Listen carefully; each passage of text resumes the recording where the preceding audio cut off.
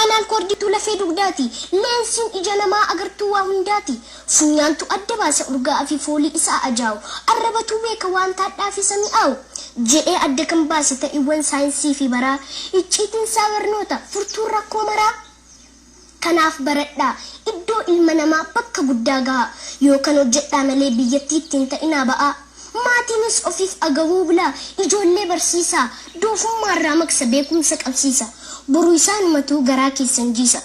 daa'imman qabeenyaa leeccalloo biyyaatii addunyaa tabdataa gara fuulduraatti isaan ija keenya kan iftaanii fi boruu gajjedhee baratee kan lubbuun nutti toru nama tokko yoo madaalee laalu innooreen foojjiin umaa waliin caalu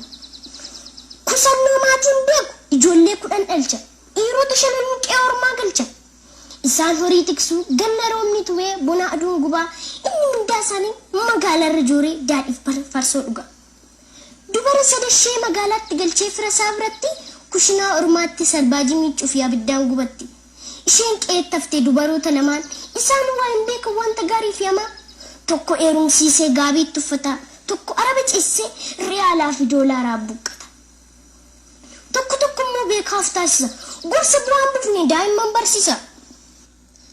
ani abbaan kee goota caalu shimala qabannaa fi gugsii roomtiinuu nan caalu midhaan koo gootaraa guutu horiin immoo 1000 caalu qabeenyi kormaaf ta'a kan manaaf yaalaa waa'ee barumsaa dhiis sammuudhaaf gad sifuu sifadhaa ilma kootiif ati afaan damma fakkeessee sunniin dhayyandisaa karaa barnootarraa dhaloota jal'isa dhageessitti ilma yaa abbaa horiif midhaanii gaaf tokko barbadaa midhaan kee abdaani horii kees taanaan dhukkubaan dhumatu qabeenyi keenaaf manaa waggaa tokko hin taatu kanaafuu dhaga'e gorsa koo jaalalaa barsiisi mucaa kee isatu siif mala yaada doofaa karoora moofaa sittaafu karaarraa kaachisi kan hattuu hin namne kan bu'een cabne ijoollee kee barumsa dhaalchisi yoo hin baranne doofummaan koreen gulufsiisa akka fardaa gadadoon turee liqaan geessa mana gandaa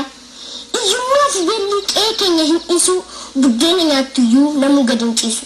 waraanni hammaateetu tasgabbii dheebunnaa walii galtuun badeetu nageenya beelufnaa biiftuun hojii dhiiftee ifashee dhorkatti duuti ol dariftee jireenyaan morkatti yoo baratteen imalli dinagdee siniin fixa wahaa teknooloojiin baraa bakka yaadame gahaa siyaasni walxaxan gaafsa sirrataa lafti nagaa dhabees gabeettee jiraata beelli fi hiyyummaan biyyaa gadi dhiisa cinaachi dadhabees yommus rafee ciisa ibsaan dabareen fugaafsan toora galaa neetworkiin maseenis ilmoo lakkuu dhala aspaaltiin moofee sirnaan haareffama bishaan jiran dhufus gaafsa sirreeffama hojii dhabnaa fi investorummaatti baanaa garaagarummaan badeetu warra tokko taana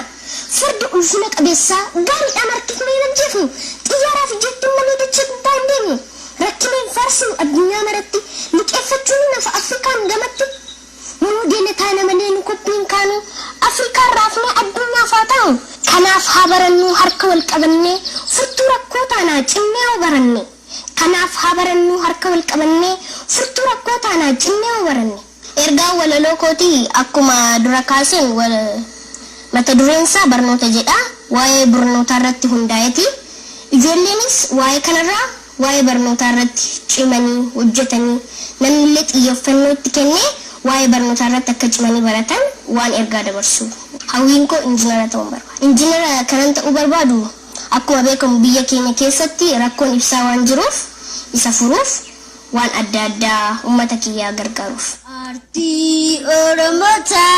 Oromoota kan